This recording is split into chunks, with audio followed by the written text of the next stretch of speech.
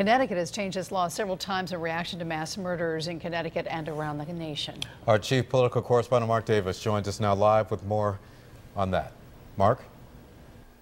Hi, Keith and Ann. Good evening, everyone from the Hartford newsroom. You know, just like after the Cheshire home invasion crime, we can expect another investigation at the state capitol into existing laws. But there are already at least 2 existing laws on the books here in Connecticut, have been for a long time, designed to prevent this kind of atrocity. But they didn't work. 19 years ago, pro-gun control Governor Lowell Weicker signed into law one of the first assault weapons bans in the nation. This was a vote for our children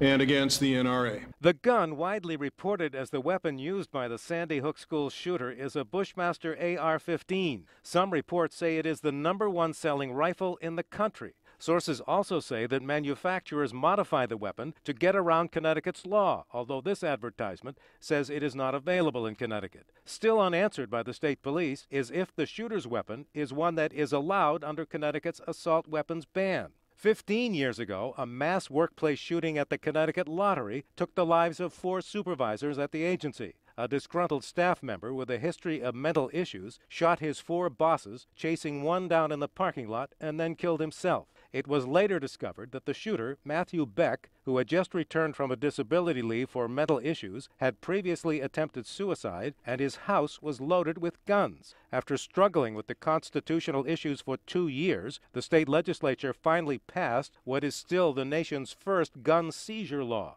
It allows people to report someone if they think they are capable of that kind of violent act. Former State Representative Mike Lawler helped write the law, and records show that it has been used to seize guns over 300 times over the past 10 years. If you read some of these affidavits, you can see there's truckloads of guns being taken out of people's homes. There's clear evidence that they were about to do something, and some of them may very well have been planning to do some kind of suicide-type attack like we've seen so many times. Now, while this second law that we're talking about here has had some success, it doesn't always work either. Many people don't even know that it's on the books. In August of 2010, a disgruntled employee who had threatened violence with a gun and had guns, it was not reported, and he killed 8 fellow employees at Hartford Distributors. The governor acknowledged today that the state assault weapons ban is really ineffective without the federal ban in place. And he said today that it's time for a renewed discussion about renewing the federal law. Live from the Hartford newsroom, Mark Davis, News 8.